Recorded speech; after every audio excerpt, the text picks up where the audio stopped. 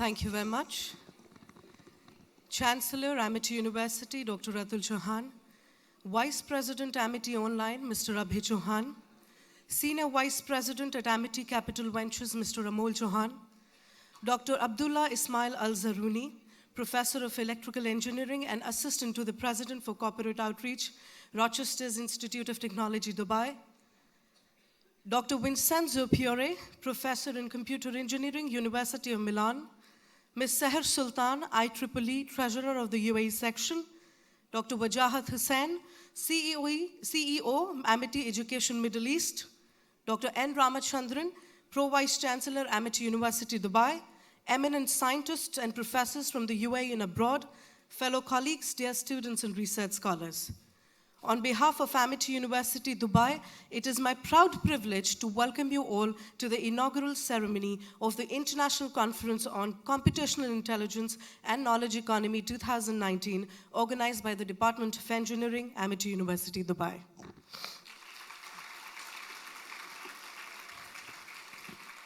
International Conference on Computational Intelligence and Knowledge Economy aims to bring together leading academic scientists, researchers, and research scholars to exchange and share their experiences in research. This conference will provide a platform to learn proven case studies and success stories across the industries. It aims to provide a platform for the researchers working across the globe to disseminate their knowledge in the field of computational intelligence and development of futuristic knowledge economy with the focus of NASA 2031 UAE agenda. The conference plays role of main axis to bridge the gap between two global knowledge antipodes, that is the academia and the industry. The conference would be of immense benefit to management, researchers, academicians, industry, participants from technical institutes, R&D organizations, and students working in the field of computational intelligence and knowledge economy. At this note, may I please request Pro-Vice Chancellor, Amity University, Dubai, Dr. N. Ramachandran, to kindly address the conference inaugural session.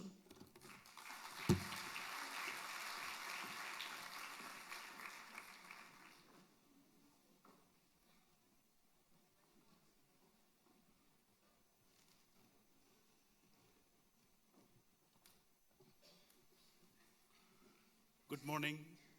Assalamu alaikum.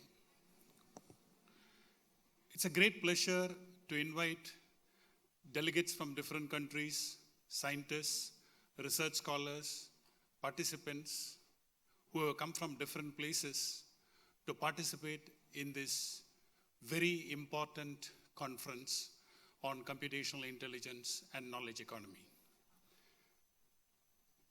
Thanks to our founder president, whose blessings has made this possible for us. Thank you, Chancellor, for your mentorship, your guidance to what we are today.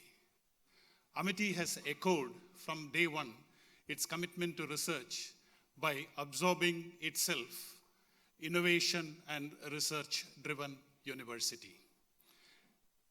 True to its commitment, recently we completed the media conference, which attracted a large number of papers. So too is this conference on engineering, to follow with another conference on management in the next 4 months. All of this was possible to the support, guidance, and mentorship of Amity Foundation, which has made it to what we are today. Since 2011, when we started our operation, we had a deep commitment to teaching, learning, research, engagement with the community and industry, and that has given us rich rewards. As you go around the campus, the things that you will see will echo one thing: enhancing student experience, commitment to research, and making it possible to make the best out of every student. Every student in Amity is believed to have abundant creativity. It is this creativity that transforms into various activities which we see fruition as research papers. Last year alone, Amity University, Dubai had about 250 research papers.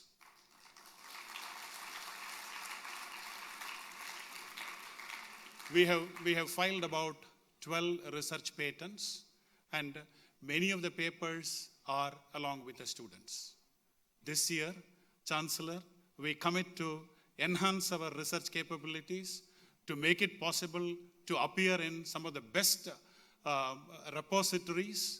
We will soon come with very happy figures which talks about our commitment to research. Our faculty have even started guiding research students on campus. Our faculty were already guiding students in different domains. Now that there is a deep interest after we have started our own PhD programs in management and engineering. Our students post their internships have also come out with research papers which have been submitted already to prestigious conferences, and the results are very positive, very encouraging. It is the deep commitment to research from everyone at Amity Dubai that has brought together this august audience here. Dubai is very, very well known for many things. Tallest, greatest, biggest, all of these superlatives you will find with Dubai. All of this, we owe it to the founding fathers of Dubai, UAE, and His Highness Sheikh Mohammed, his vision to what we are today. When we started in 2011 Amity Dubai campus, we made a deep commitment to align with the strategic direction of UAE, which has its manifestations in the form of research, innovation, and new discoveries. All of which we were able to do with the support that we have got from every stakeholder who was a part of this journey. We have close to 411 submissions, out of which we had selected around 157 papers. All the papers that were selected, all the authors should feel it very proud, because in the very first conference, the acceptance rate was only 40%. Let's give a big hand to all the authors. And every research paper was reviewed by at least 3 international reviewers who spent quite a lot of time. Some of them had their comments posted and asked the authors to modify. And we have participation from 31 different countries which speak of the strength of this conference, the prestige of this conference, and the interest of scientists and delegates to be a part of this journey. We thank IEEE for making it possible. From the day one, from the day we were discussing with IEEE to get this as an IEEE conference, we thank IEEE. Thanks to IEEE team, and thanks to Ms. Sahara for joining us today from IEEE. And thanks to IEEE keynote speaker, Dr. Vincenzo, who has traveled all along from Milan to be a part of it.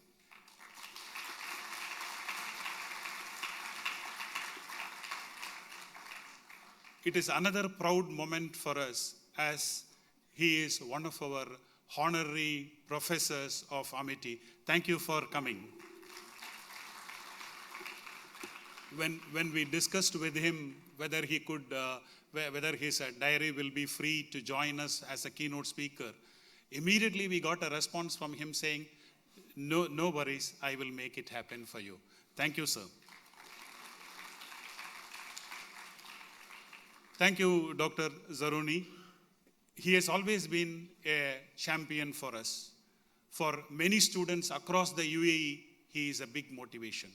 You should enter into his office, which is wherever you turn, you will see only books. Wherever you turn, you will see research papers. Wherever you see, you will see around the papers that he will review. His name, wherever you go, will be an author, will be a keynote speaker, will be a member of the reviewer board, so many things. 2 years ago, he was kind enough to give a talk to all of our students. And after he spoke for 2 hours, students said, can we continue the discussion? That's the kind of power of his speech. Thank you for accepting to be with us today. Thank you, sir. We also have with us our members of the Board of Trustees, Mr. Abhay Chavan and Mr. Amol Chavan. Thank you for coming. I know it was very, very busy day, and we had to, you had to find some time amidst your very busy schedule. Thank you for this. Thank you for our Chancellor to come today. He is very, very busy. The only way to invite his attention is to say, conference, research, students, your presence is important. These are the only thing I said. He had a very busy schedule all through, and he said, definitely, this is a very important conference.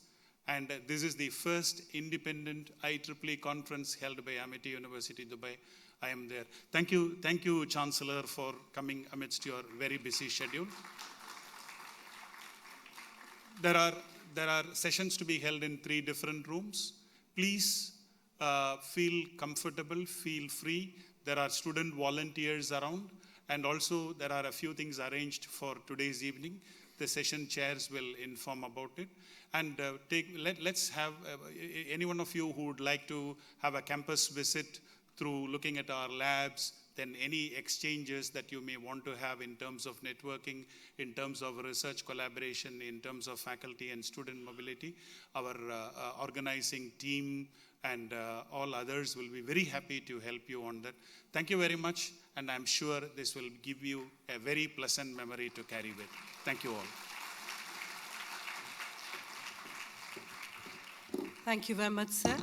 I would like to request Dean Engineering, Amity University, Dubai, Dr. Piyush Maheshwari, to kindly welcome our guests.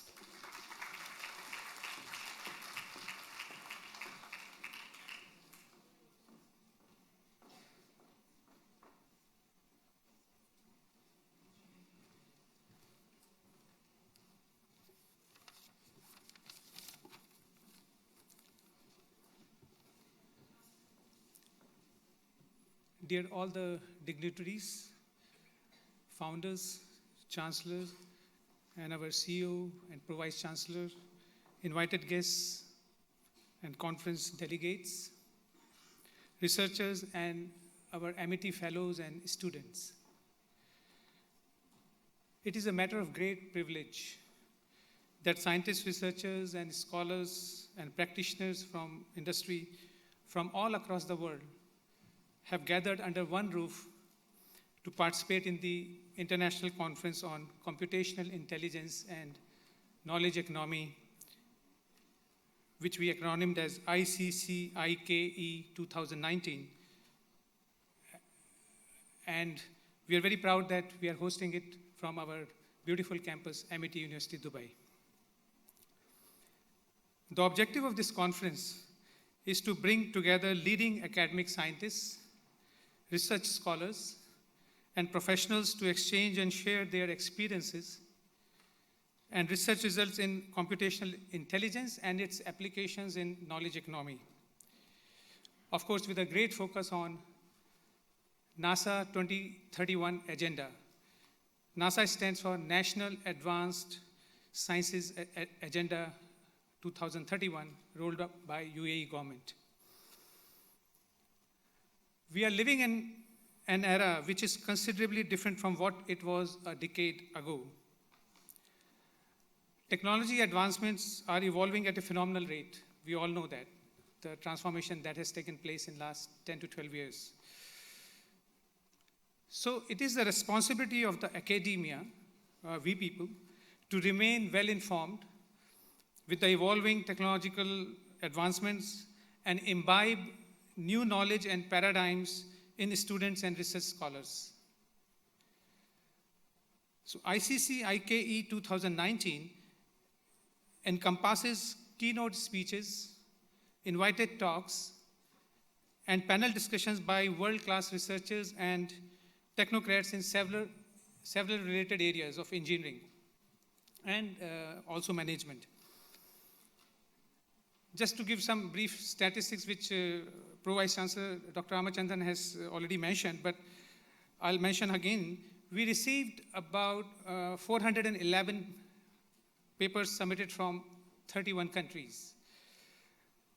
After rigorous reviewing process and things such as plagiarism detection check, we accepted 175 papers. Now, in the 2 days of this event, 157 registered papers will be presented in the 17 parallel sessions, starting after the lunch today. So around 1 o'clock, these sessions will start. We are sure that this conference will provide an interactive platform to all the participants to widen their knowledge domains and to explore and exchange new ideas, techniques, and models in many applied areas of computational intelligence and to build new applications in knowledge economy. The conference will help active and inquisitive researchers with networking opportunities among the fellow researchers working across diverse organizations and institutions in different countries. Now, with the blessings of our founder president, Dr. Ashok K. Chauhan, and under the vibrant leadership of dynamic Chancellor Dr. Atul Chauhan, Amity University is committed to providing skill-based quality education comparable to the best by any international standards. And it subscribes to the philosophy of blending modernity with tradition and nurturing talent.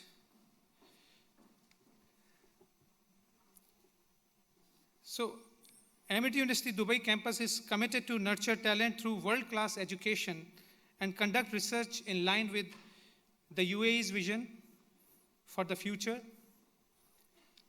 Based out of Dubai International Academic City, Amity University Dubai rubs shoulders with the leading institutes and universities spread across North America, UK, Europe, and Asia, among others.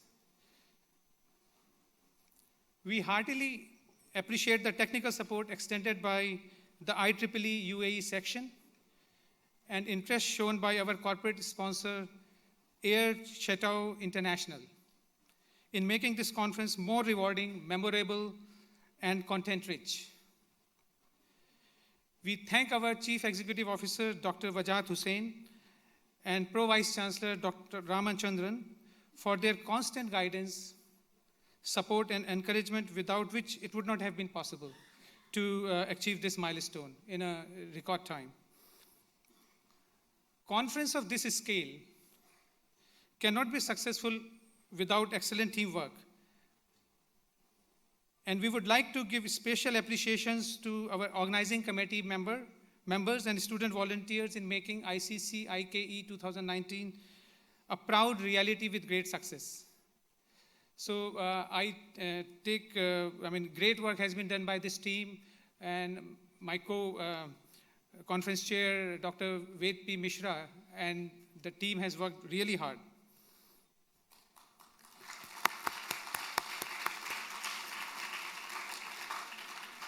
Now that all the presenters and delegates have assembled for the conference, we are very confident that the outcome of the conference will be highly enriching and beneficial for all the participants, and that you would be able to collaborate further on futuristic research ideas and papers.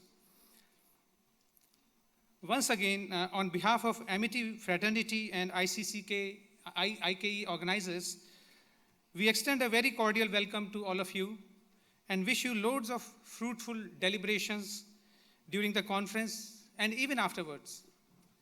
We wish you a comfortable stay in Dubai and a memorable event, and request you to visit us in 2020 and the following years, because ICCIK will continue in the following years. Thank you all, and wish you all the best. Thank you. Thank you very much, sir. Moving further, may I please request our dynamic leader, our respected President, Amity Education Group, and Chancellor, Amity University, Dr. Atul Chauhan, to kindly deliver the inaugural opening address.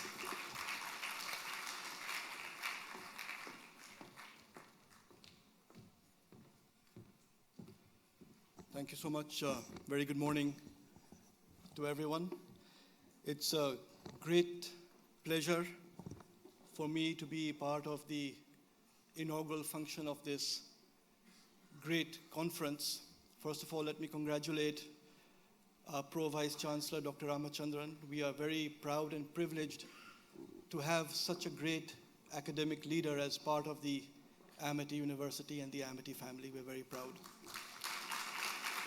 Now, across Amity today itself, across the world, across our campuses, we have 11 conferences happening. The largest one today in our Noida campus, we have 5,000 senior scientists from the pharmaceutical industry.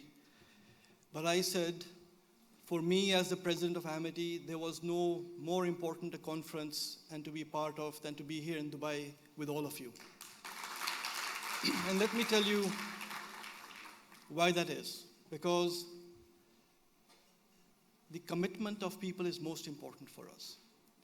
And I remember about a year ago, Dr. Ved, come on stage. He was, I think in Noida we met, you had come. And he said, sir, I have this dream of organizing a conference on computational intelligence. Can I go ahead? And I told him, I give you a challenge, make it one of the best conferences that Dubai has seen. So Ved, I am very, very proud that you have organized this today. I have seen that over the last 1 year, how hard he has worked with all the team from Amity Dubai. And we are very proud as a foundation that we have such great, hard-working faculty members and scientists as part of what Amity is. I'm so happy to see 150 of you have come from all over the world. What a huge number of great scientists.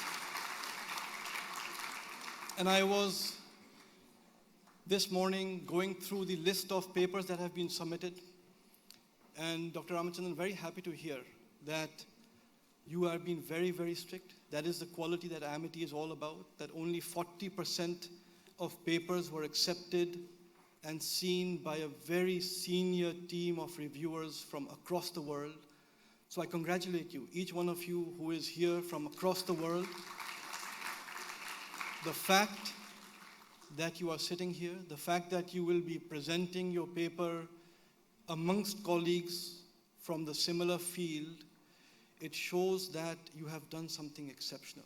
You are representing your university, you are representing your country, and I'm sure together the conversation that will happen over the next few days will be absolutely amazing. The papers I was going through, one of you has written on how to predict the financial markets through looking at fresh sentiments. Amazing. One of you has written a paper on how to predict the condition of the heart using computational intelligence. Some of you have gone through how to look at the weather and the atmosphere. Today we're all sitting in a very rainy Dubai. The world is changing. I've never seen so much rain. But if through your research, through what each one of you is doing, our world can become a better place. Human beings can have an easier life. I think that is what a conference like this is all about. And I would like to congratulate you because so many scientists work in so many areas. But the field that you have chosen, the research that you are doing, focused on computational intelligence, artificial intelligence, looking at fuzzy logic, on big data. This is what the need of today is. This is what the future of this world is going to be based on. So the research that you are doing today will have an impact on the future of your countries, our country, impact on our world.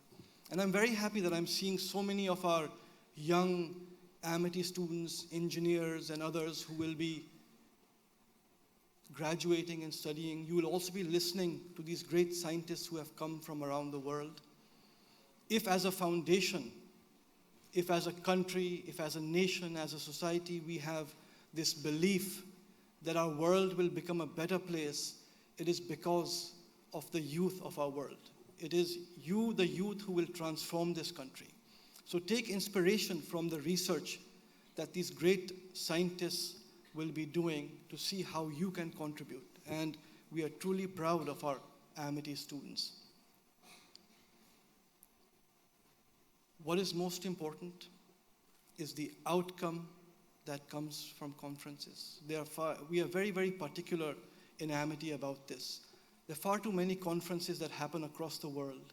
People come and speak, but then there is no follow-up, there is no outcome. So Dr. Ramachandran, Dr. Ved, Dr. Piyush, make sure that all of you, the 150 of you who are here going to be presenting, that we make a network of all of you, that you stay in touch, you work on, and you discuss that what has been the outcome of the research so that we can keep improving and we can keep meeting year on year and have a truly exponential impact on what is being done.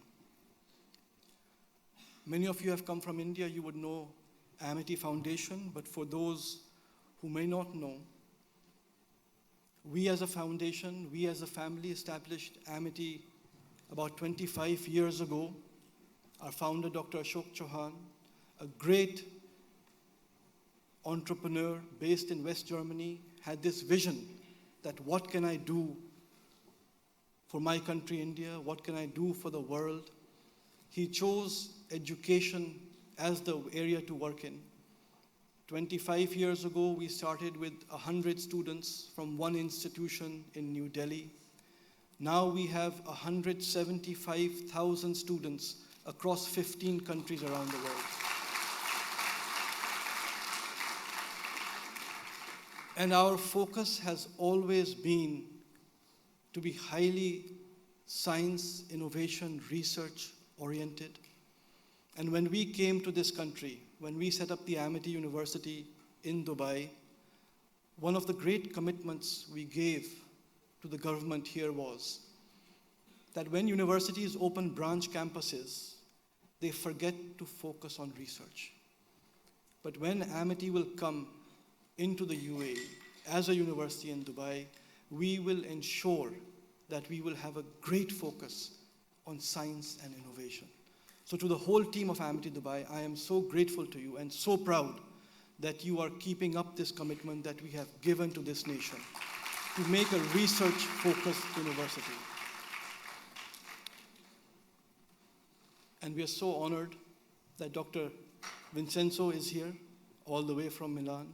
And one word, sir, that you said, I am happy to be back with family. It rings so true to our heart.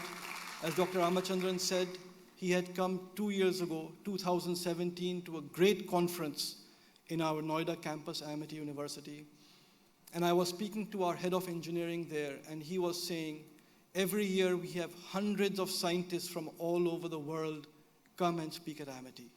But what Dr. Vincenzo spoke still resonates, and our scientists still remember you on campus, and we are so happy that you accepted to become an honorary professor of the university and that you are back here. And what you have done, 35 years of commitment to IEEE. I think that deserves a huge round for Dr. Vincenzo. The IEEE is a great global organization working for the field of engineering. As Amity, we do at least 50 conferences with IEEE across the world. And we have always seen that anyone who is involved with IEEE, and Ms. Saha is here as the treasurer of the UAE chapter, the people have such dedication to the cause, and that is what makes a difference. If you have a passion for what you are doing, if you have a dedication and a commitment to improve the field that you are working in, that is when transformational things happen. So because of IEEE, with this partnership, great things will happen. Dr. Zaruni is here. First time we interacted with Dr. Zaruni was when he came here as part of the government to look at the quality of Amity University. And I still remember I had also personally flown in that time. There was a huge group of people who had come, very senior academicians from all over the world. But everyone said that this Dr. Zaruni is an exceptional person. The intelligence that he has, the dedication as an academician, as a scientist, as a researcher, I think the UAE is truly lucky to have such a great person as Dr. Zaruni. And I think for all of you, you will be listening to him. I think we are also very honored that he has accepted to be part of the inaugural function. So to all of you who have come from all over the world, welcome to our campus. Enjoy the interactions that you will have. A lot of great things will come out from your research. At Amity, we have a great passion for intellectual property. Over the last 5 years, our scientists have filed over 1,200 patents, which is far more than any university in most of the countries. Because we strongly believe that if you are doing cutting-edge research, it is very important for you to have intellectual property. We strongly believe that why should scientists and faculty members not be multimillionaires? If you do the right research in the right area, if you get the intellectual property on that, if you have the right guidance to commercialize what you have invented or what you have innovated, it can really transform your life. And we have been working passionately with our scientists at Amity to ensure that they get the intellectual property, that we help them commercialize. And at this point, there are hundreds of scientists who have got their innovations commercialized and are get royalty from that. So if any of you feels that what you have done, and we will have our people looking at what you are presenting over the next couple of days, that can get a patent and intellectual property, or it can be commercialized. Dr. Ramachandran, please put that up to our centralized patent office and technology transfer office. Come to us. We will be very happy to help you and your university and you as an individual scientist to get that patent and to commercialize. Always remember, if you are working in this field, how can we help society? What research we are doing, how will it transform the people around us? And if we can do research which will impact human beings, our fellow human beings, that is what the real impact will be. So with that, all the very best to all of you. We are very proud that you have come. Once again, congratulations for being chosen. Have a great time, make a great bond, and go back to your countries, go back to your universities, having made a great network of like-minded, very senior, very professional scientists that all of you are. All the best to all of you.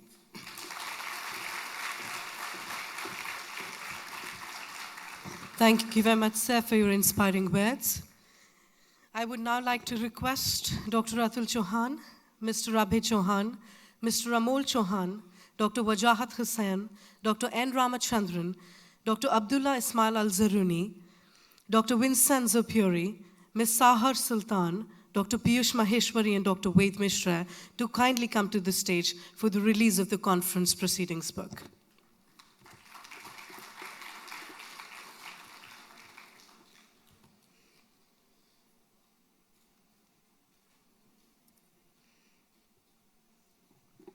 Ladies and gentlemen, please give our dignitaries a round of applause.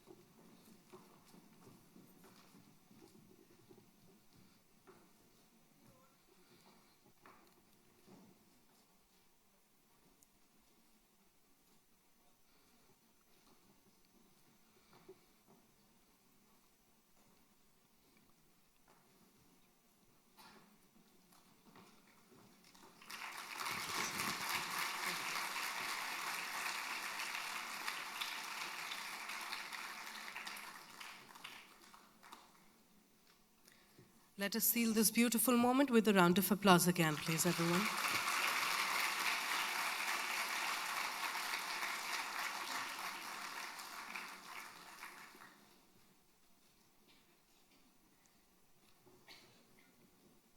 Thank you so much, our dignitaries.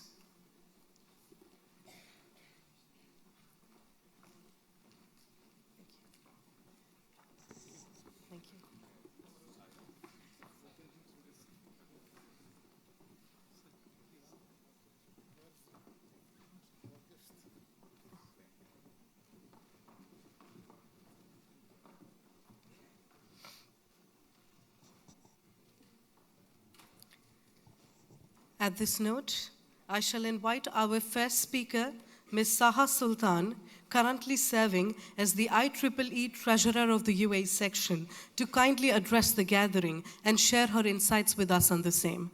Please welcome Ms. Saha Sultan.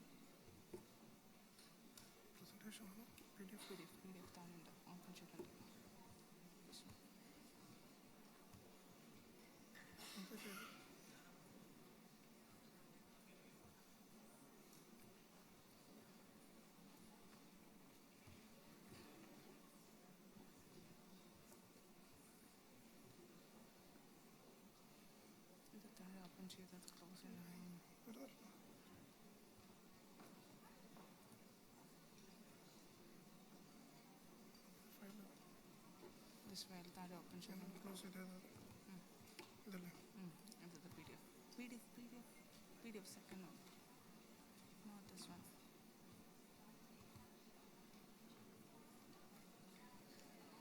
Control L.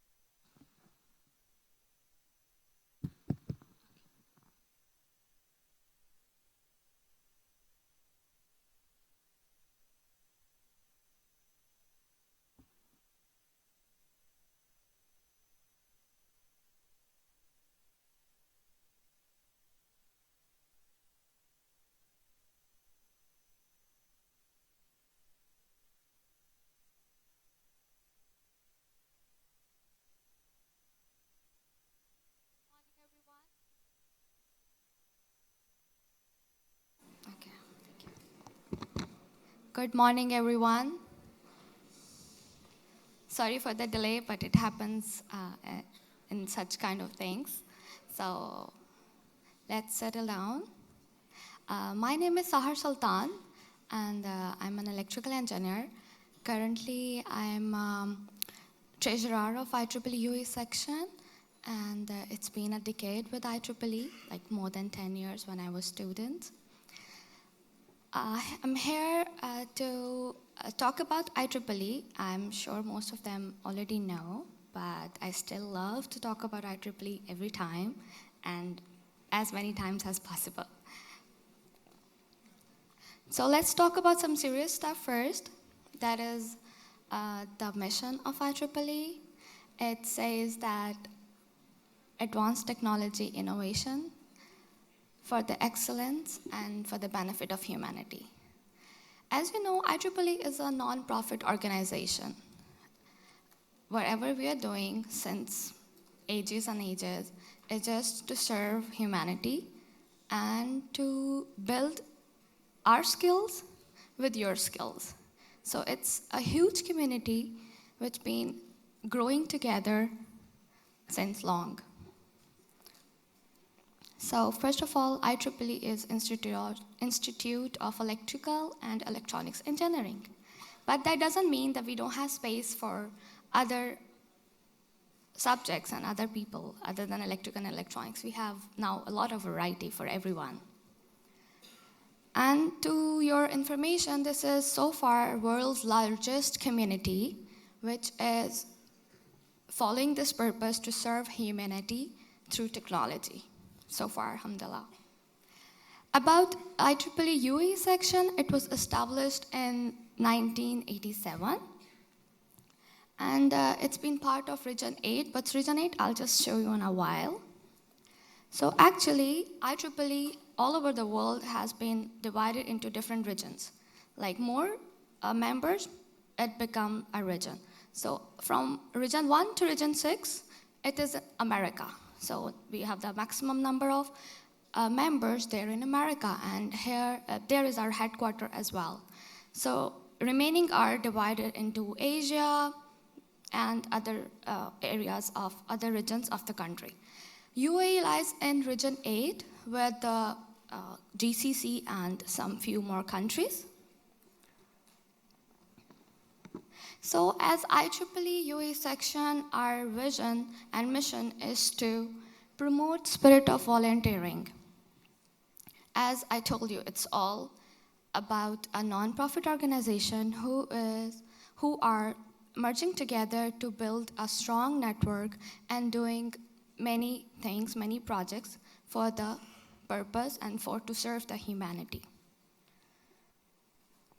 These are some stats to impress you more to come and join IEEE, that we have like quite long categories for the members, for the senior members, fellow members, and of course student members.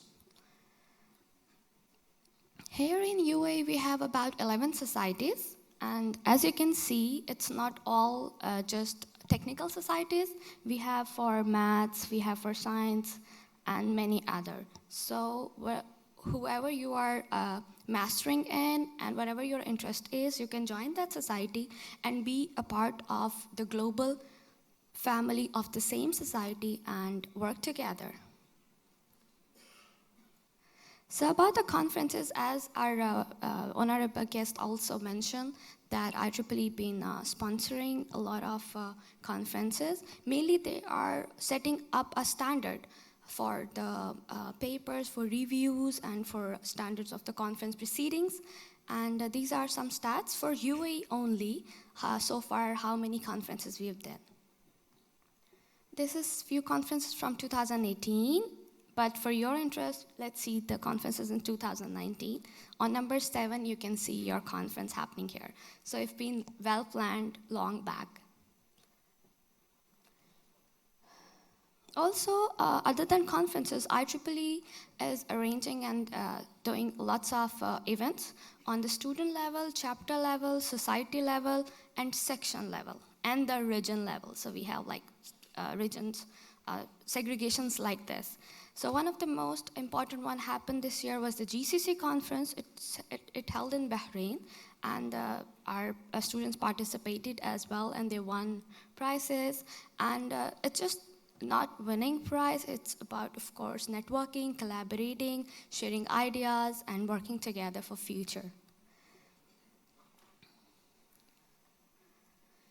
On the local level, we also have signed MOU with the authorities like cybersecurity, like Dubai Police, DIVA, and many other universities and organizations. What they are helping us in doing, they are helping us organizing such events. They are helping us doing like sponsoring our students to attend conferences abroad and attending the congresses abroad, such things like that. And they're also like helping us establish our things as well. So once a year also, we, twice a year, in 2 years, one time, we have the conference for like all the regions. So whoever is there, the chair and the preceding, or some nominant student who have done like really good work. So we encourage them to go, travel abroad, and meet other fellow members of IEEE. So here in UAE, we have 33 student branches. Like one student branch can establish if you have like 20 to 23 IEEE student members. Then you can establish or you can file a petition to have a branch. So this year we have increased 3 more. Last year we were 30, now we are 33. They're like in Abu Dhabi, in Ras Al Khaimah, Ajman, like they are spread it all over the place. The main event every year happening in IEEE all over the world is IEEE Student Day. It's well known, and it has many competition, and they are awarded really well straight from the headquarters of IEEE. So this year IEEE Day was celebrated at American University with all these stats you can see, and next year it's already been booked by the Zayed University. It's gonna happen in there. Maybe next year, in 2021, Dr. Piyush wanted to have it in Amity, inshallah. Why not?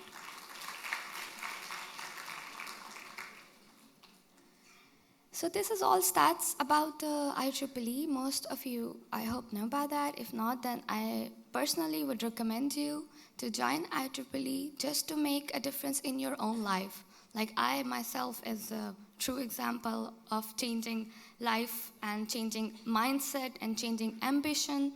It has changed like up head to toe. It changed me throughout. From 2009 since now, I've been to many countries, I've attended many conferences, I've arranged and managed many conferences back in Pakistan, even here as well, and I've been honored to selected as a treasurer of the section. And not only this, it's not even like this is especially for the students out there. I would like to tell you that it broaden up your thoughts, is broaden up your value in your own eyes. If you be part of such kind of events, such kind of conference arrangements, or anything, you will be allowed to go out and meet new people, make new friends. Like I have friends since 2008, 2009. Whenever they are coming to Dubai, even they were coming, like I'm traveling anywhere, I can find anybody from the IEEE family, and I feel like I'm at home. Like it's so broad enough. I went to Amsterdam just for the delivery of my sister. There also I found my friends from IEEE family, so I don't feel bored even there. So for the students, especially women students, I really wanted to encourage you to join IEEE. We have a specific section that is women in engineering, and they are doing really a lot good things. So I'll not take more of your time. More information if you want to take, please come to me or come to Dr. Piyush and join IEEE. And for this conference, very best of luck. Thank you so much.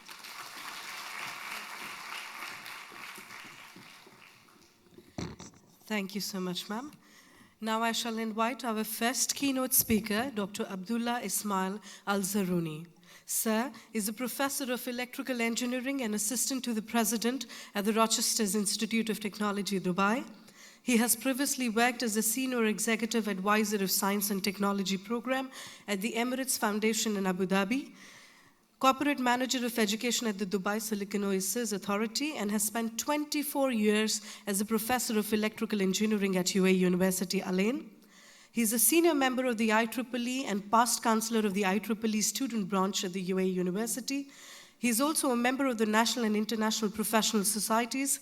He's a recipient of the IEEE Millennium Medal, the Fulbright Scholarship, and the College of Engineering Distinguished University and Community Services Awards for 1998, 99, and 2008. His main interest areas are in applied control systems, intelligent systems, desalination plant control, and power systems control. He has published over 77 technical research papers in regional and international journals and conferences, and co-authored 3 books in engineering and science education. I would now like to request Dr. Abdullah Ismail Al-Zaruni to kindly deliver the speech.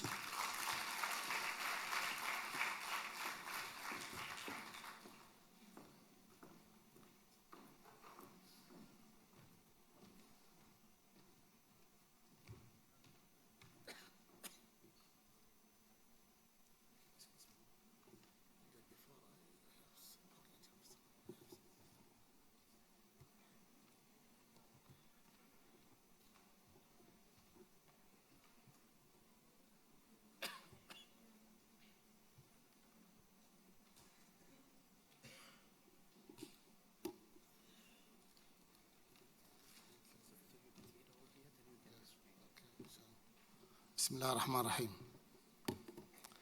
Well, just a correction, the number of papers now is 107, not 77.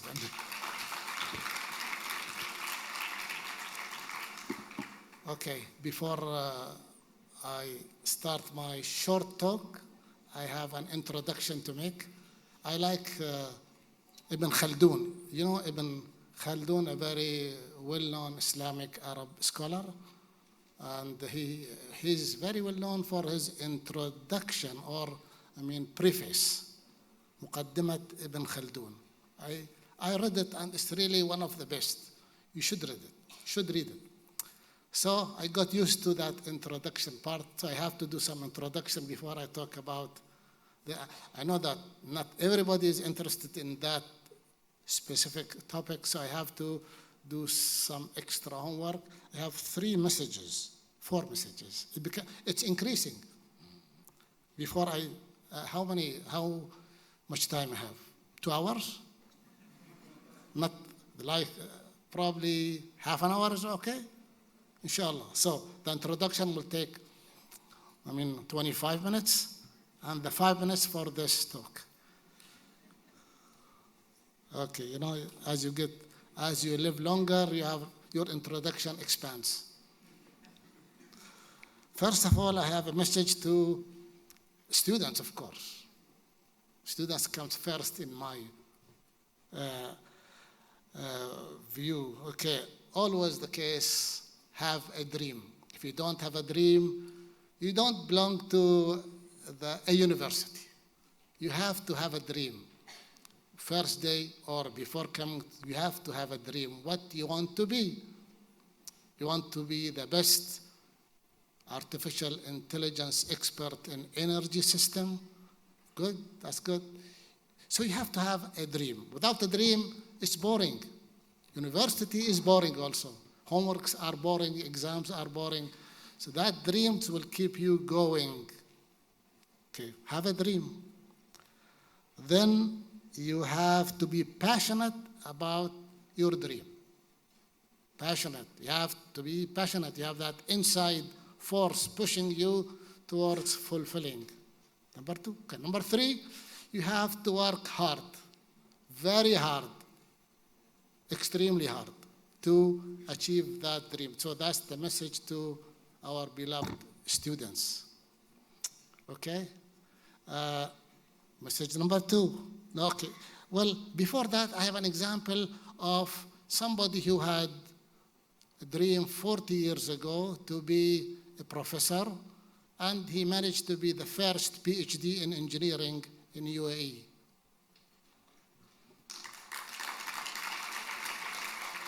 Have a dream, you will be, like Sheikh Mohammed bin Rashid said, try to be number 1 in some area, in some. That's good. That will keep you motivated and alive for all your life. You'll be happy the whole of your life. Okay, number 2, to Amity. Why Amity? I didn't know about Amity before I joined UCABE. That's the government KHDA Universal Board for University Quality Assurance. I was selected to be the national board member. So I got to know Amity, and I went through the papers and the detail. Really, I am amazed about how Amity got that fast growing and doing really an excellent job. So, and that's why basically when Amity calls me to come, I come because I believe in Amity. Of course, thanks goes number 1 to the leaders. You have a warrior there in the audience, okay, and you should be, it's very hard, when we had that meeting at UCABE, he came from India with his team, of course. That shows that he has that guts and care about his institution, about one of his many institutions. Really, I think that should be appreciated.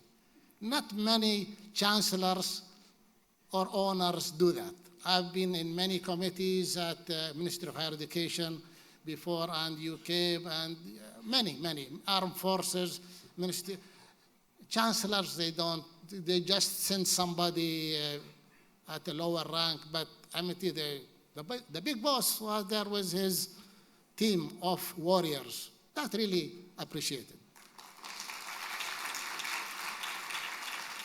So I think here thanks in particular goes to the warrior, Dr. Atul, Vash, okay, and also we have the CEO, Dr. Vajahat. You know, in Arabic we say Wajahat. In India, in Turkey, in Iran, they say Vajahat instead of Wajahat. I don't know why is that. They can pronunciate Wa, right? So Vajahat means Wajahat, and he is one of the Vajahat, okay? And also next one, thanks goes to the Vice Chancellor, another warrior, Professor Ramachandran, a very humble, hardworking, really thanks to him. And the last goes to the dual warriors, Professor, you know, I'm not good at names. Sometimes I forget my daughter's name. And I have trouble with that. I'm not joking, by the way. Okay, the dual professors, Piyush and Prakash. By the way, they came to my office at RIT, and really I feel awkward. Why you have to come to the office? Just give me a call or email, I'll show up. But really they show that. You know, one thing about Indians that I know because I've been, in UAE, they are very humble, very down to earth. Now, why is that?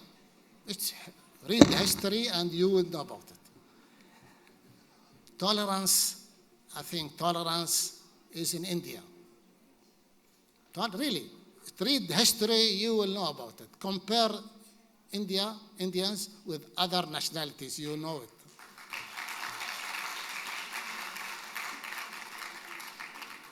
By the way, do you know that I was reading several books about India. India used to be a superpower, 400, 300, and the British came and they demolished it. It's a superpower. 1/3 of the world economic power, it was in India. And regardless of politics and but really, you should be proud of it. Bring it back.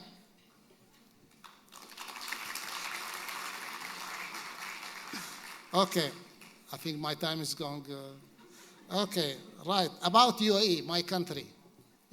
I lived before UAE, and now still I'm alive after UAE. Okay. I went to the US 9 years. I got my PhD, everything, English, BS, master, PhD. Why? How? Because of UAE. If it wasn't UAE, a country, I wouldn't have gone outside of Sharjah. Probably I'd be a teacher in a school. That's good, of course. But because of UAE creation, by the way, next year is the year of Rashid. Rashid, the father of Sheikh Mohammed bin Rashid. I was one of the people who, suggested that. One. Because, Sheikh Rashid, he was the first prime minister of UAE. And he selected key people to take care of education, Ministry of Education. I know that guy. He passed away. But really, during the Sheikh Rashid time, as a prime minister, Ministry of Education started, and really UAE University started during Sheikh Rashid's responsibility. And of course, you read just about Sheikh Rashid, not much written. I asked Sheikh Mohammed on Twitter, if you could write a book about your father. Hopefully, really, one of the great people after Sheikh Zayed. Inshallah, next year, I hope Amity will do something about it.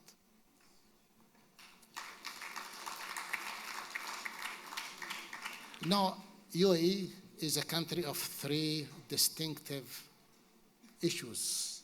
It's a country of belief. Belief. We have belief, different beliefs. Okay? We have beliefs. We believe in many things.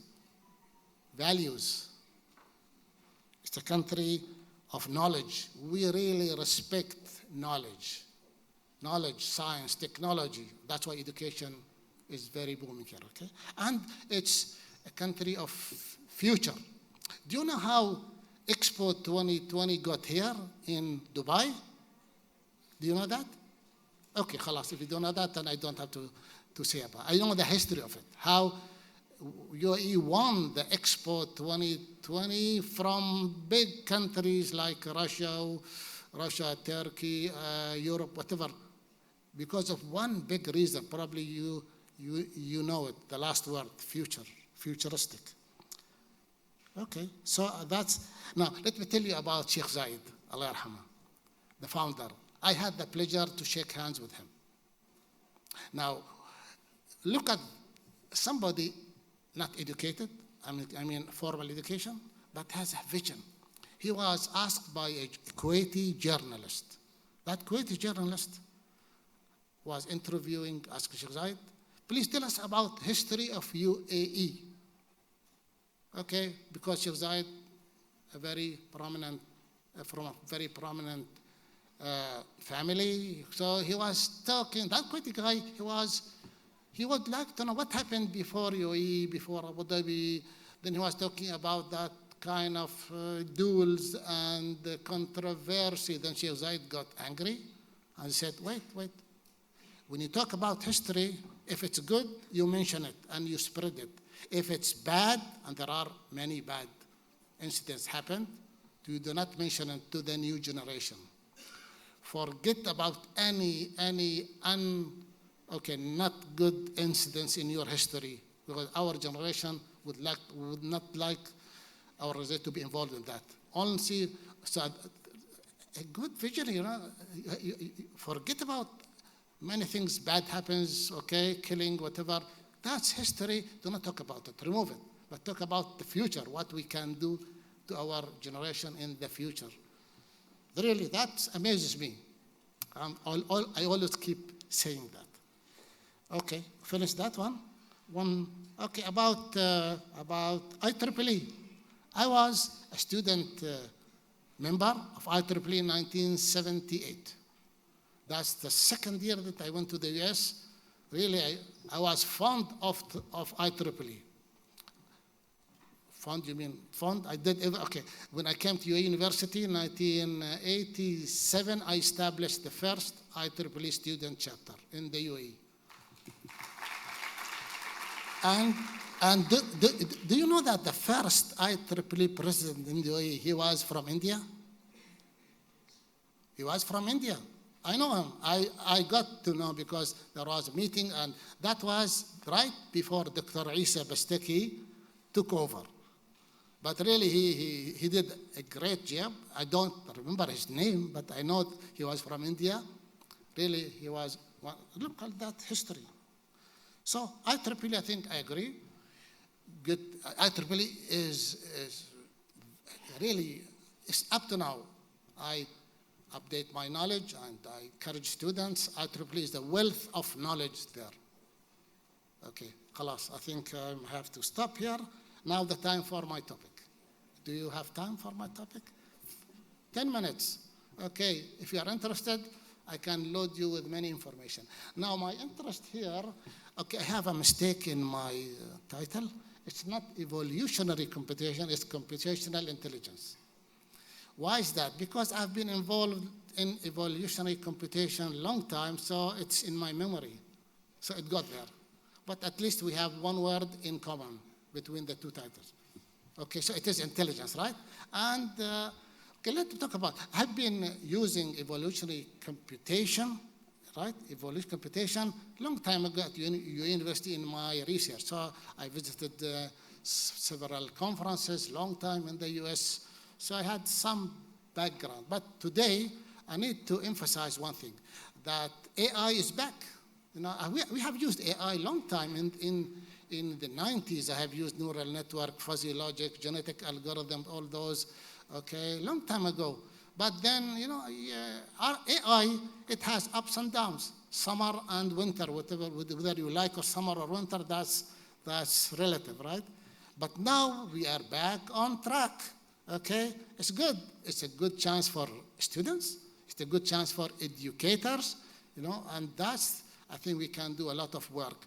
Now, I'm not going to talk about AI here, but my passion is about energy, smart energy. I've been teaching energy a long time, so I moved from the classical, traditional energy courses to smart energy courses. Okay, let's talk about that, if you are interested. Well, now, energy has got changed drastically. I learned in the US, I taught courses in energy, but it was all classically based on real stuff that has been developed 50, 60, 100 years ago, but now all has been changed or changing. And that's why I encourage Amity, and I'm already doing with RIT, not to stick with old curriculum of energy and power system. That will not be much useful for our graduates. You know, we have been patching the energy curriculum, the power systems courses, with few courses, changing some courses.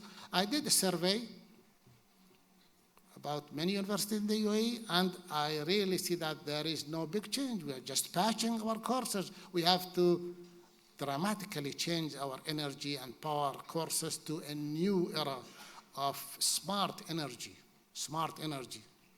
And we should do it as fast as possible.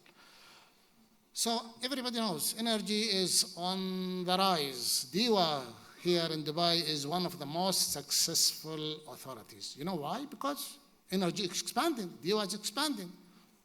It is one of the most successful because energy is always a need for energy in every aspect. But the issue is environment. The fuel is we're going out of fuel, right? Depleting the existing. So environment, we are polluting the environment. And the sources of energy is really fluctuating in terms quantities, price, instability, political instability, and so forth. So it is alarming, but we cannot stop asking for more energy. So that's a fact of life. So the people who are working or studying in energy, I think they are lucky because there are always big demand on energy, big changes, enhancement, improvement. So I think you are on the right track. Now, everybody talk about sustainable, clean energy, right? We have mandate in UAE to go, and Sheikh Mohammed announced a few months back. And look at DEWA's plan. DEWA's plan, very optimistic. And whether they can hit it or not, probably Dubai cannot take no for an answer. And really, there are a lot of work by DEWA in many aspects of smart energy to achieve that goal. Okay, and probably you have heard about Industry 4. Industry 4, yeah, that's part of the smart energy business. Okay, Industry 4, Energy 4, Energy 4, as I said, okay, Industry 4. So read about Industry 4 and Energy 4. Energy 4 means smart energy. And there are many changes, many reformulation and decentralization, whatever. Now, one of the interesting problems in energy is the optimization. I'm fond of optimization problem in energy because I teach optimal control and optimization. So that's really one of the topics that I urge my students here to be involved in. Now, as you know, optimization classically has been done in many ways, but optimization with new AI-based techniques, very interesting. Really interesting. That opens eyes for really calculable venues. So optimization is really, and life is about optimization. Energy, of course, optimization. And with many new sources of renewable energy, then the optimization becomes really interesting and really challenging. Evolutionary or computational intelligence here, and it's very interesting problem. It's still an open problem in my view. There is no limits to that. Still people are talking, working, researching on that issue. There is no boundaries to that. Okay, analytical probably in some basic classical techniques we have saturated that, but in AI-based, smart or intelligent, the limitation is endless. As you have seen, AI is back, and probably now people are saying that, okay, we don't, because technology has changed a lot, software, hardware, so now AI is back, alive. So the opportunities are really endless. So people now are talking about smart solution in everything. Energy, of course, is a very expensive industry. So you get, if you are lucky, and you would be able to do some breakthrough or advancement, for sure you will make a lot of money in that. In that, there are now. Just go in that area of smart energy, and you will see a lot of publications, books even, and conferences. Really, it's a very good chance. I urge my students to go into smart energy with its very different channels. Okay, so let me skip because I think I am running out of time. Now, what's the current megatrends in energy system? Probably you agree with this one with the World Economic Forum, probably you don't, but let me show. It's about the three issues of decentralization, digitalization, and decarbonization. Now there are many, and we can spend hours talking about each one. Usually I do it in a course that I teach in advancement in power system at RIT Dubai, and really it's one of the eye-opening, and really lots of work has been done in the three areas. Now we don't have time to speak about everyone, but it's open to everybody to search. So, and you have electrification, decentralization, digitization. You could, anything that you think about in terms of energy, smart energy, new energy is over there in that slide. Okay, it's everything there. Renewable energy there, smart grid, microgrid, energy storage is there, electric vehicle is there, everything is included. So it's your choice which area you are interested in, you would like to be an expert in, you would like to be number one in the future. So it's now a vast area of education and research is open now. That's okay. Now you could use whatever techniques you are good in to enhance, to improve one of the areas here. Okay, grid edge actionable framework, there is a lot to say about that. Redesign, now regulatory paradigm, that's very, the rules and regulation has to be changed now. Dubai is doing the higher energy council in Dubai. They are working hard on that one. They are changing their rules and regulation, okay, to catch up with that smart energy business. Enabling, of course, infrastructure. That's a big ball game there. The infrastructure has to be changed. You know, the electricity, the electric power, the energy infrastructure is outdated and it's crumbling. And that's why it's going to take a lot of money, a lot of research, a lot of time also to just renew, replace, do some. So that's a lot of work over there. Customer experience has been neglected. Customers were out of the equation or the formula. They were on the receiving end. No more of that in the smart energy. They are a partner. They are really at the heart. They are a major player in designing the energy system and decision making. So that's a very important area for research also. New business model. There are lots of talks about new business models in the energy. The old classic traditional business model is outdated, not accepted. That's one of the good areas for our students, faculty to the business model in energy. Very interesting, really. Just start reading in that area and you will see eye-opening research and reports and books about that. The management of energy is really as important as the technical issues in energy. The management is really, long time the energy business has been stagnant in terms of management. Technically, it was active, okay, but management is really stagnant, and that didn't help at all to push the classical energy model to the new model. That's really for business students also. That's a good also area to dwell in. So there are, as you see, there are many areas that really open to us, academics, students, researchers, the institutions to, okay. And on the right-hand side, now is the game has started, the innovation game in energy.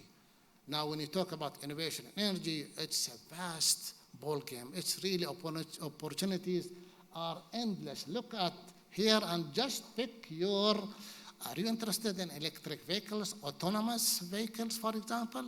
Okay, everything is related to energy. Nothing moves around without energy, right? Everything. So energy is at the heart of every problem, every system that you come across. So pick your passion, where you want to spot yourself in, and go and try to be an expert or try to be distinguished in that region. I had to skip, I got faster. Okay, so what's the future challenges? Energy, of course, energy efficiency. We are losing a lot of energy, whether we mean it or we don't mean it. Okay, we are lazy or we are indifferent. We can't pay for it, right? So energy efficiency is really, again, it has been revisited, and just go into that one and you'll see lots of, it's not about awareness only. It's not, no, it's much more than that. Energy efficiency is science, long time there, but now it has been changed with the aid of artificial intelligence as a tool. AI can really cut down, I have some data here, cut down more than 30% of energy can be saved using smart techniques like AI. So now, okay, how we do it now, that's the game that we need to play, right? We need to investigate. Smart grids, energy system, okay, that's of course, everybody's talking about smart grid like smartphone. Smart grids are like smartphone now. In the energy business, people, they are, entertaining themselves with smart grid, like what we do in the communication area. So smart grid really is picking up almost every big countries in the world, they have their smart grid initiative. In India, one of the most active countries in smart grid. Really, I am amazed that a country like India probably, they are too busy with many problems around, but they are doing a good job. Much of the experience in the smart grid is coming from India. Why not? I bring up examples from India to my students in my smart grid course. Of course, many other countries, they have their initiatives from the States to Europe to Japan to Korea and so forth. A good way to learn. Okay, so smart grids really are catching fire. And in that one, of course, we have microgrids and so on the side subjects to that. Of course, everybody, renewable energy is back again. Okay, after some long setbacks and carelessness, but now we are glad as academics and students that renewable energy is catching fire and interest because of the costs going down, and really people, society, countries that really, they are serious about it. Look at Abu Dhabi, look at Dubai, Sheikh Mohammed bin Rashid Solar Park. If you are interested, I think I propose our guests to go look at, have a visit to Mohammed bin Rashid Solar Park. I take my students every semester there. So if you are interested, DIWA really welcomes you to take your guest students to the Sheikh Mohammed bin Rashid. It's one of really the best parks in the Middle East here, and it's really growing. They have a research center over there, and they are open to any kind of visitors. So if you would like, I could help you out getting you through, okay? Because I know the executive vice president of DIWA, he's my friend. Every time I send me email, bring your students. That's fast, right? Okay. So challenges to us, faculty, to students, to the curriculum developers, and of course to the community at large. It's really a very important, okay, I think I have to stop here, right? Now about evolutionary computation tools that I've been involved, well, probably you may not be interested. I've done a lot of work on genetic algorithm, ant colony optimization. We learn from ants. We appreciate ants, right? So we better learn from them. They are smart, by the way, but smart in a different way that we know it, okay? Learn from ants. Ant is mentioned in our Quran, in our book. Why? Because really they do a good job. So why not develop algorithms similar to what ants doing in keeping the food and the planning for the future, right? So now there's an algorithm, okay, ready-made algorithm that you can use. And particle swarm optimized. Very interesting for students, really.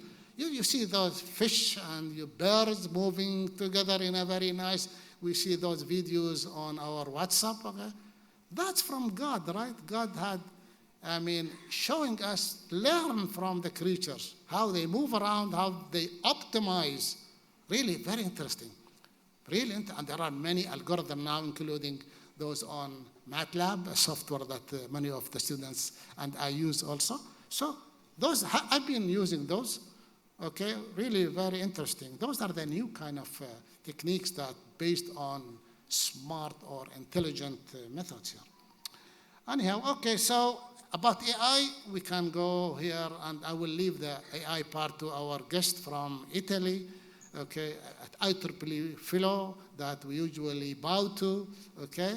And so AI, we can go and talk for the whole day, but I don't want to make you bored about AI. You have been hearing about UAE, you have a minister of state for AI, we have a university of AI, and we are among the, one good thing about our leaders, they are makers, not talkers.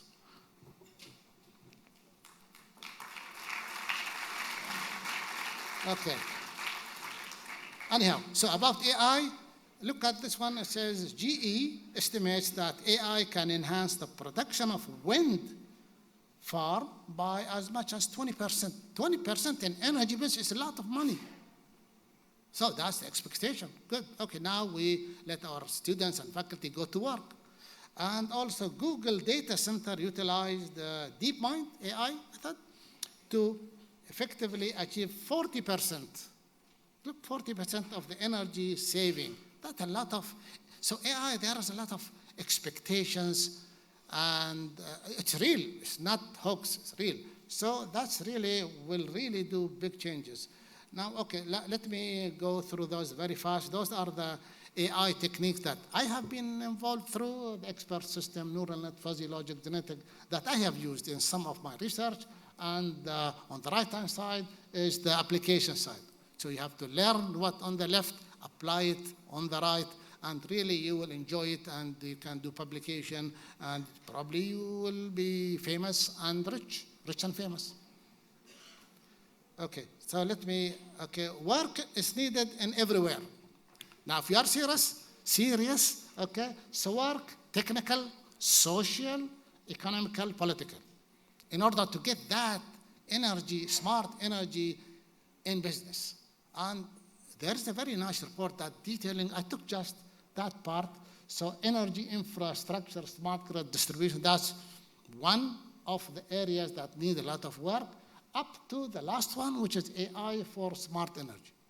So 18 areas that needs a lot of work in, and that work is, of course, is done by students, researchers, faculty, collaborative work, industry. So that's, so, okay, if you took that, the first one, the infrastructure, you can read, I cannot read it, of course, and there are a lot of work to be done in that, and just a glimpse of what that area contains.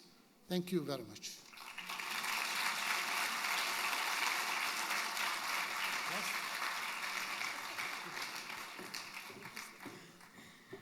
Thank you very much, sir. Now I shall invite our second keynote speaker, Dr. Vincenzo Piore.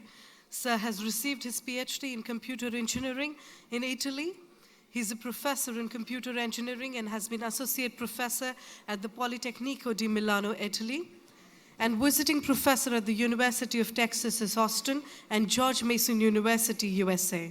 Sir's main research interests are artificial intelligence, computational intelligence, intelligent systems, machine learning, pattern analysis and recognition, signal and image processing, and many others.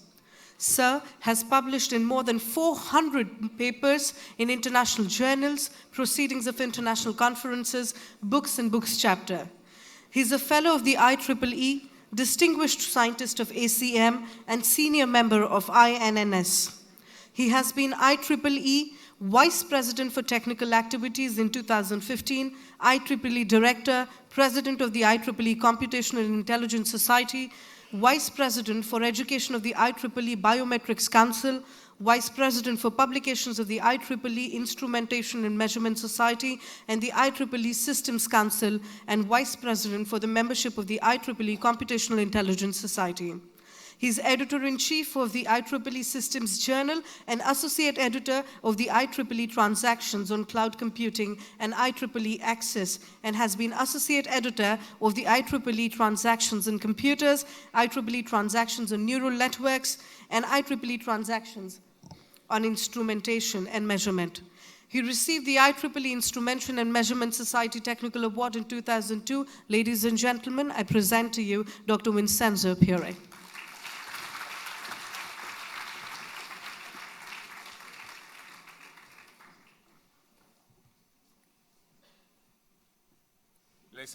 Ladies and gentlemen, good morning. It is really a great pleasure and honor for me to be here with you. Salam alaikum and namaste to each and every one of you.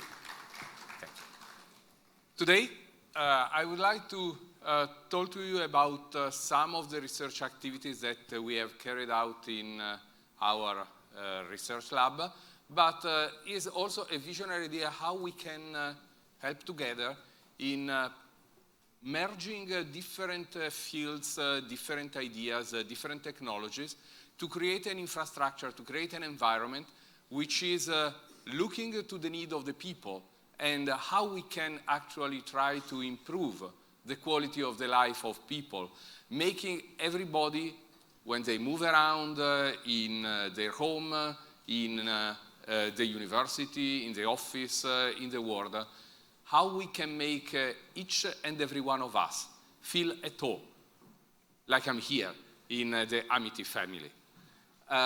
Basically what we are going to see is how we can use technologies like artificial intelligence, machine learning, pattern analysis, to understand the need of the people, observing the people, and how we can identify the individuals so that we can associate their preferences, their needs, their desire, to the individuals by creating a profiles for these characteristics. And biometrics is one of the technologies that is very useful in this perspective. Then we need actually to create an infrastructure which is able to put together all the various experiences, the various observations, and to allow us to have a single repository for all this information so that we can retrieve them and we can actually configure the system which is monitoring our environment, managing our environment according to our preferences and our needs. Internet of Things and cloud computing are some of the technologies that can help in this direction. So the ultimate goal is to be able to create an environment in which we use ambient intelligence as a set of the technologies which are embedded in the environment and facilitate the human system interaction so that we can ensure a higher livability by having the system itself autonomously adjusting its own behavior according to the observation of our needs and our preferences. So understanding the needs of the people means that we need to observe the individuals extract information from how the individuals are acting, identifying various solutions, learning dynamically from the observation, which are the needs, the preferences, the desire of the individuals. And we need to do this dynamically. We need to update this understanding, what we have learned dynamically, since the needs and the desire of people may change in time. And we need to be able to address these changes. So artificial intelligence, neural network, fuzzy systems, and machine learning, the statistical analysis of data and observation, as well as pattern recognition, the understanding of patterns in images, in signals, in the interaction, are really helpful in this direction. And signal image processing, data mining, data analytics constitute the foundations to extract the essential knowledge from the data collected by the sensors. To characterize the individuals, biometric technology are a non-intrusive technique which allow the individuals not to remember anything, password login, not to go around with a token, an RFID or other tokens, so that the individuals need to be themselves. And this will simplify a lot the interaction with the environment, since you need just to show your face, to speak, to use your gesture. You do not need actually to do many more complex actions, which require your explicit action. The infrastructure, to support the overall infrastructure, we need to have the ability of managing complex distributed systems and Internet of Things, as well as the cyber-physical systems, are the typical infrastructure that allow to capture with appropriate sensor the information from the environment, bringing them to the appropriate computing facilities where we can extract the essential knowledge, some characteristics, some features which are characterizing what is happening in the environment, the behavior of people, the interaction between the individuals and the systems. And then we can use cloud computing, edge computing, fog computing in order to process this data and store them and extract the knowledge that we need in order to ensure that the environment itself is managed in the proper way. The knowledge we extracted can be stored as a profile of the individuals, and then we can use this information to tune the behavior of the environment and send the control signals to the actuators in the environment itself, so that we can ensure the best, the most livable environment for each specific individual. So we can tailor the environment on the individual themselves. Just to have a quick look about which are the typical applications in which we can use this kind of ideas. We have the smart home. Of course, domotics is around since already decades. But what we wanted to have in this kind of perspective is the personalization, the autonomous personalization and the understanding of the need of the people who are in the home in order to automatically adjust the behavior of the home. We do not want to have to go to a keyboard and type our commands or press appropriate buttons in order to select the desired temperature or any other function of the home. What we wanted to have is that we are monitored when we are in the home, and the system automatically understands, for example, when we are sweating and as a consequence the temperature should be reduced, or we are freezing and the temperature should be increased, or any other needs that we may have. And of course we have the kitchen, the restaurant. We do not want to have the shower freezing or boiling us. Smart environment is also another interesting application in which we can have many startups working, since what we can have with the smart television set is a a step forward in the direction of flexibility and adaptability to the need of the customer, to the need of the people who are using these devices. Nowadays, you have cameras or other devices which are monitoring your gesture so that you can point on the screen and perform the selection of the actions which is associated to a specific area on the screen. And this is how you can select the preferred movie or the preferred TV show that you like to see. If the system is actually monitoring your reaction, the system can improve the quality of the presentation of the movies or the TV shows by ordering them according to your personal preferences. So if you are recognized by the system and the system is monitoring if you are falling asleep or if you are awake, automatically the system can order the movies taking into account these preferences. And this could be an opportunity for creating new services, new products to expand the activities in this sector. And the same for gaming. So you can have a new game set up sort of automatically based on the preferences that you have expressed when you have been playing in other games. And then you can have children protection, the smart cars, so you can have an automatic adjustment of the environment. For example, you can have the seat or the wheel or the air-to-fuel ratio so that for example, my wife likes to have a sporty driving style, and we need to increase the amount of gas with respect to the air in order to have the car more brilliant. I have a more quiet driving style, so I need the opposite configuration.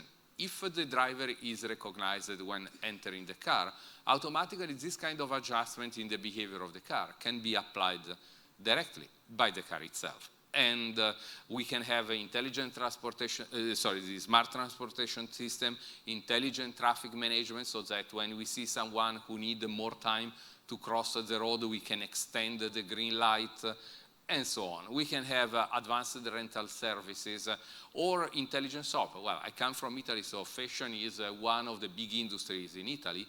You can attract more customers. For example, if you have a screen in the window in which you can show some of the clothes that you are selling in the shop, more focusing on the specific characteristic of the individual who is looking to the window. You cannot put everything in the window. So this may attract more customers, may be a more flexible way of selling items. And the same for the information kiosks, the augmented reality, when you can present information more tailored on the need of the specific individual who is using these services. And the same for the visit to museum exhibitions, so especially the large ones. The Expo coming next year will be one of the perfect examples of this. This will be a huge exhibition, so if people has a limited time, you may want to guide the people according to a personalized set of needs or interest through the visit of the exhibition. And the same for the healthcare, the hospital. You would like to have the environment as much as comfortable as possible so that people will feel more cared and they will even if they have the pain for the various illnesses they have, they can live in a better environment, more adjustable, more focused on their specific needs. And we also can expand this opportunity by looking to the smart cities, to the smart environment in general. But let's have a very quick look, since the time for the important activities, the lunch and the networking is coming. I would like to show quickly how we can use the various technologies that I mentioned before in order to support these ideas, this automatic adjustment. Artificial intelligence is very useful for adaptive systems by using neural network, fuzzy systems, evolutionary computing, in order to better extract the knowledge in an automatic way from the observation and provide the opportunity for adjusting the behavior of the system. In particular, what we can observe is that the artificial intelligence is very useful in many aspects of the operation of these systems.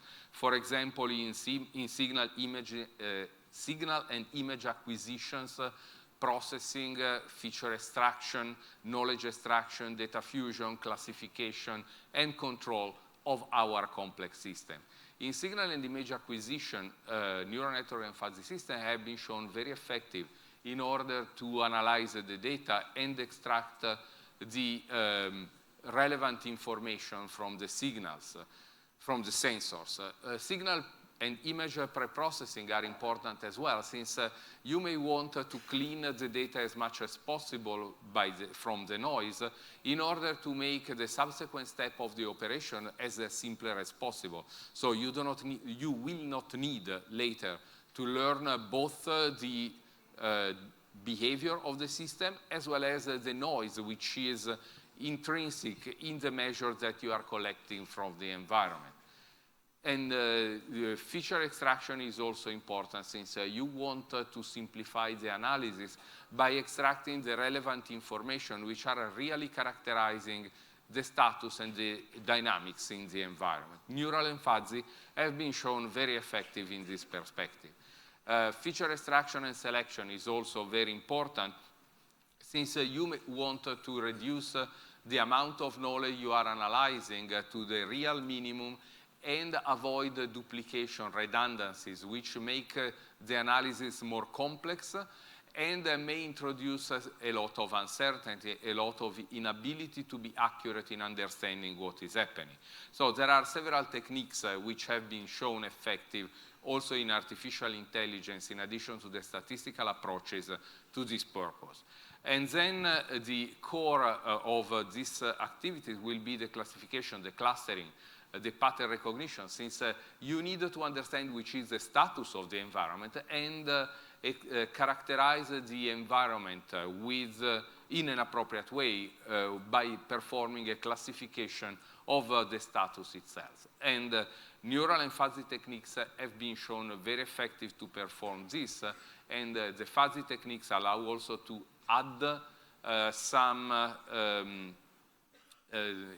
some fuzzy definition which is typical of the natural language to the crisp definition which is coming from the sensor which are observing the environment. Control is the essential part to apply the actions that makes the environment behaving according to our preference and needs. And in this case, the neural and the fuzzy control have been shown very, very effective in many applications, in addition to the classic, to the more traditional control, providing some flexibility as well as the ability of learning the desired behavior directly, the desired and controlled behavior directly from examples collected from the world, as well as to embed in the analysis and in the control some linguistic description which comes from the natural language. And system optimization is also important in order to have the best performances of the system when we have a very complex system to deal with, like, for example, in the smart cities or in other complex applications. The biometric identification allows us to identify the individuals so that we can create a profile for the individual with the needs and the preferences that we have observed in time. And we can enrich this information by continuously monitor the behavior of the individual. What we can do is to identify the individual by using various techniques which are physiological and behavioral traits. For example, the face, the fingerprint, the iris are the typical traits which easily allow us to identify individuals, but we can have also the biometric traits like the gesture, the age, the gender, which allow to understand some specific aspects, some specific behavior. In addition to the classification of the identification of the individuals, we can also identify groups of individuals who are sharing the same type of characteristic and needs. In this case, I am not interested in identifying one specific individual of the group, but I am identifying collectively the group. For example, if I'm managing the traffic light, I may want to extend the green light to allow an elder person to cross smoothly the traffic light. And the biometric traits may allow us to do this in a very effective way. Especially the unconstrained or less constrained biometrics is one of the trendy technological area nowadays, which allow to perform this identification by, even if we are in an environment with a poor lighting or at a very long distance. It is interesting to see that the technologies supporting the biometric identification are exactly the ones that we just mentioned before. And also in these cases, we can say that the artificial intelligence has been shown very, very effective to support this dynamic identification of the individuals or the group of individuals. Finally, the infrastructure. I have been mentioning that we needed to collect the data from the sensor, process them, and generate the appropriate actuation by taking into account the needs and the preferences of people. And the Internet of Things is one of the main approaches nowadays which can be supported in a seamless way this non-dedicated communication infrastructure so that we can run on the same infrastructure many different type of applications. We have also the cyber-physical systems which are more focusing on one specific application and are dedicated to a specific application. Finally, we need to store and process the data, so we need to have a repository for large amount of data, and this can be offered by the cloud computing. If the amount of data to be transferred is too high, we may not have sufficient bandwidth from the sensor to the actuators to all processing entities. So we may need to push the computation down as near as possible to the sensors. And as a consequence, we may need to consider fog or even edge computing as an additional opportunity which can integrate the capabilities of cloud computing. Of course, when we design this kind of infrastructure, we always have some basic issues that we need to address in security and privacy, since we are collecting some personal and critical information, some sensible information. We need to ensure dependability and resilience, since we need to ensure that the overall infrastructure is continuing to work, even if there are many practical problems due to faults, malfunctioning, security attacks, and so on. And of course, we need to have interoperability, since we need to connect different components from different vendors, and we need to ensure scalability and energy. We cannot have a too significant use of energy, since this is one of the resources, as Ismail said, that are precious, and we need to preserve it as much as possible. So basically what we want to do with this kind of integration of the various technology is that we want to create an environment in which the life is better, in which people will feel more comfortable in living. Of course, providing, in addition to this smartness, also all trust in the infrastructure itself for privacy, security, and as a consequence, at the end, what we want to do is to focus our attention with all of our technologies on the people, on the need of the people, so that they can have a better life. Thank you. Thank you for your kind attention. Thank you.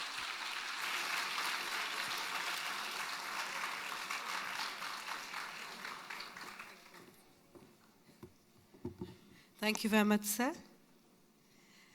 Now we shall start with the felicitation ceremony, and may I please invite Dr. Atul Chauhan and Dr. N. Ramachandran to kindly come on the stage to felicitate our speakers and sponsors.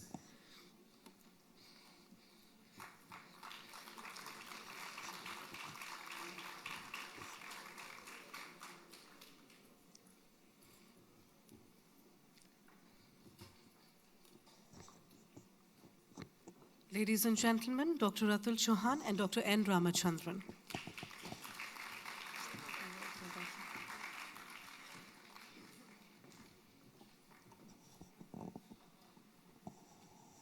Ladies and gentlemen, please put your hands together as I invite Dr. Abdullah Al-Zaruni to receive the memento at the stage.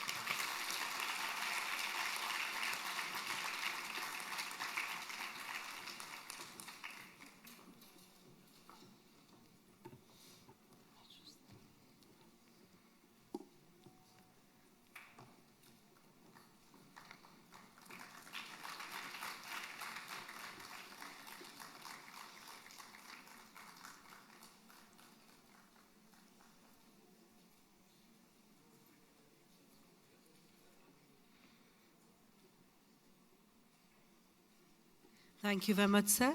May I please invite Dr. Vincenzo Piore at the stage to receive the memento. Ladies and gentlemen, please give him a round of applause.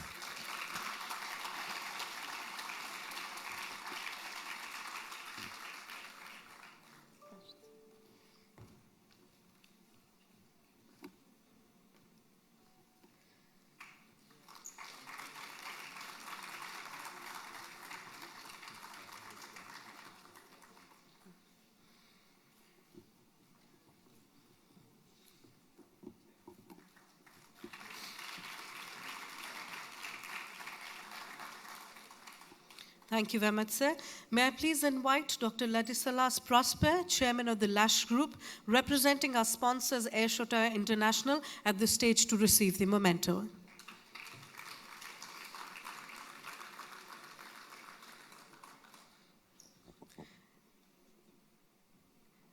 Okay. May I please invite Ms. Saha Sultan to stage to receive the memento, please? Okay, so let's give our speakers and sponsors a round of applause, and thank you so much, dignitaries. Thank you very much. With this, we come to the end of the inaugural session of the International Conference on Computational Intelligence and Knowledge Economy 2019. Ladies and gentlemen, I would like to request all to join us for lunch in the campus living area. The technical sessions of the workshop will commence at the first floor area after lunch. Students will resume the classes post the lunch break. Thank you very much.